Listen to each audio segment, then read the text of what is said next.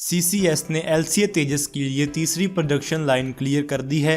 तेजस arrow India 2017 में 8G manoeuvres करके अपना मेटल प्रूव करेगा। साब ने अपना मैरीटाइम ग्रिपन एयरक्राफ्ट ऑफर किया इंडियन नेवी को। Jointly developed Indo Israeli Barak 8 missile test fire की गई। Ballistic missile defence system successfully test किया गया। इनटेक DMLS ने लॉन्च किए इंडिया के पहले इंडिजिनसली डेवलप्ड जेट इंजन्स। स्वागत है आपका आज की इस वीडियो में। शुरू करने से पहले आप मेरे चैनल को जरूर सब्सक्राइब कर दें, इससे आपको मेरी हर नई वीडियो का नोटिफिकेशन आ जाएगा। अगर आपको ये वीडियो अच्छी लगे तो आप इसको जरूर लाइक और शेयर करें। आप हमें फेसबुक पर भी फॉलो कर सकते हैं, हमारे फेसबुक पेज का लिंक डिस्क्रिप्शन में है। प्लीज इस वीडियो को पूरा देखें।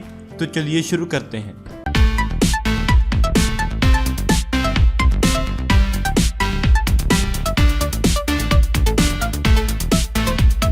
इंडिया टुडे के क्लोज गवर्नमेंट सोर्सेस के मुताबिक पीएम मोदी द्वारा चेयर की गई सीसीएस मीट ने एलसीए तेजस फाइटर जेट की प्रोडक्शन बढ़ाने के लिए प्रपोजल को क्लियर कर दिया है। सीसीएस ने तेजस की थर्ड प्रोडक्शन लाइन को सेटअप करने की मंजूरी दे दी है। डिफेंस एनालिस्ट रानेश राजन ने बताया कि सीसीएस नॉड का सिर्फ यह मतलब है कि HAL का प्रपोजल अप्रूव्ड हो गया है, लेकिन फाइनल क्लियरेंस अभी भी दूर है। लेकिन फिर भी इसे एक पॉजिटिव प्रोग्रेस के तौर पर देखा जा सकता है और ये उम्मीद है कि अगले कुछ सालों में थर्ड प्रोडक्शन लाइन एस्टेब्लिश हो जाएगी। Made in India Tejas fighter jet अपनी कॉम्बैट रेडनेस डेमोन्स्ट्रेट करेगा। एक चैलेंजिंग और रिस्की 8G मैन्यूवर करके एरो इंडिया 2017 में जो फरवरी 14 को शुरू हो रहा है। ऐसा टाइट क्लाइंब और टर्न फाइटर जेट्स के द्वारा कॉम्बैट में air to air missiles fire करने के ठीक बाद किया जाता है। 8G मैन्यूवर एक की ऑपरेशंस में से एक है जो IAF ने तेजस की फाइनल ऑपरेशनल क्लियरेंस के लिए मैंडेट किया था। दूसरा की operation air to air refuelling demonstrate किया जा चुका है और एक कॉम्बैट जेट रिफ्यूलिंग प्रोब के साथ एयर शो में डेबिट करेगा। ये सारी इंफॉर्मेशन एरोनॉटिकल डेवलपमेंट एजेंसी के अंदर की सोर्सेस से आई है। स्वीडिश एयरक्राफ्ट मैन्युफैक्चरर साब प्लान कर रहा है अपने Gripen single engine fighter jet के मैरीटाइम वेरिएंट को ऑफर करने का इंडियन नेवी के 57 कैरियर बेस्ड एयरक्राफ्ट के टेंडर के रिस्पॉन्स में।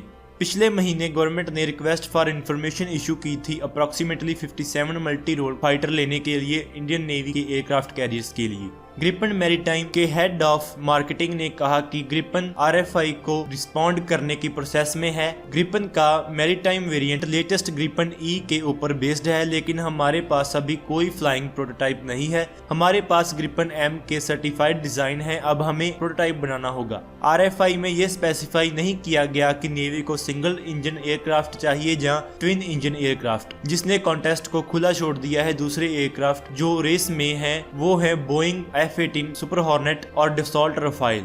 24 वीक्स में बेंगलुरु को यह पता चल जाएगा कि क्या वो इंडिया को पहला इंडिजिनस जेट इंजन दे सकता है या नहीं। अपना पहला जेट इंजन डेवलप करके जिसकी सक्सेसफुल सर्टिफिकेशन इंडिया को कंट्रीज के एलीट ग्रुप में खड़ा कर देगी। 11 इंजीनियर्स और साइंटिस्ट की पिनाया टीम बिजी है इसकी सर्टिफिकेशन के लिए। पोयर जेट्स प्राइवेट लिमिटेड एक रिसर्च एंड डेवलपमेंट फर्म है जिसने 20 करोड़ एयर मार्क किए हैं इस प्रोजेक्ट के लिए, जिसमें से करीब 9 करोड़ खर्च हो चुके हैं। अपनी HAL और भारत फोर्ज जैसी फर्म्स के साथ टाई अप्स करके मिले एक्सपीरियंस का फायदा उठाते हुए कंपनी ने अपना गैस टरबाइन इंजन डेवलप करने का फैसला लिया 2 साल पहले। इनटेक फाउंडर और मैनेजिंग डायरेक्टर श्रीधर बलराम ने कहा कि हमने इंजन को पहली बार फरवरी 8 को फायर किया और ये एक सक्सेस था और टेस्ट चल रहे हैं और हम कॉन्फिडेंट हैं कि ये 18 to 24 वीक्स में सर्टिफिकेशन के लिए तैयार हो जाएगा। उन्होंने कहा कि MJE-20 एक गैस टरबाइन इंजन है जो UAV या रिमोटली पायलटेड व्हीकल्स को पावर कर सकता है। इंजन 2.16 kg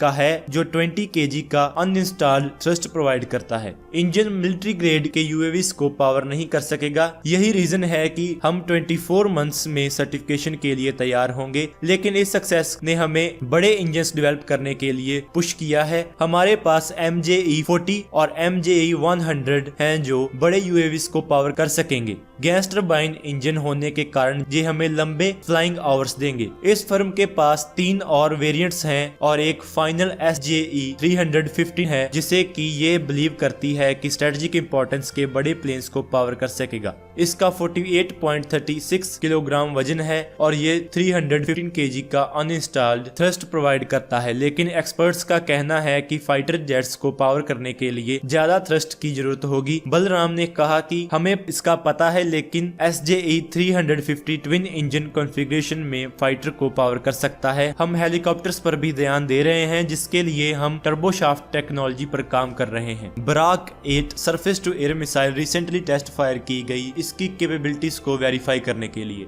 बराक 8 इजराइल और इंडिया की आर्म्ड फोर्सेस द्वारा ऑपरेट की जाती है एयरबोर्न थ्रेट्स जैसे कि fixed wing aircrafts, helicopter, UAVs, antiship missiles और क्रूज मिसाइल से डिफेंड करने के लिए। ये मिसाइल 600 पाउंड की है और इसकी ऑपरेशनल रेंज 55 माइल्स है। चिली, जर्मनी और पोलैंड ने भी इस मिसाइल को खरीदने में इंटरेस्ट दिखाया है। इंडिया ने अपनी इंटरसेप्टर मिसाइल को सक्सेसफुली टेस्ट फायर किया बे ऑफ बंगाल में, एक मेजर माइलस्टोन मार्क करते हुए बैलिस्टिक मिसाइल डिफेंस सिस्टम की डेवलपमेंट में। PDV इंटरसेप्टर मिसाइल को APJ अब्दुल कलाम आइलैंड से लॉन्च किया गया। दोनों PDV इंटरसेप्टर और 2 stage target missile successfully engaged थे। टारगेट एक सिमुलेटेड हॉस्टाइल बैलिस्टिक मिसाइल थी 2000 किलोमीटर दूर, जो कि बे ऑफ बंगाल में एक शिप से लॉन्च की गई थी। एक ऑटोमेटेड ऑपरेशन में रडार बेस्ड डिटेक्शन और ट्रैकिंग सिस्टम ने एनिमी बैलिस्टिक मिसाइल को डिटेक्ट किया।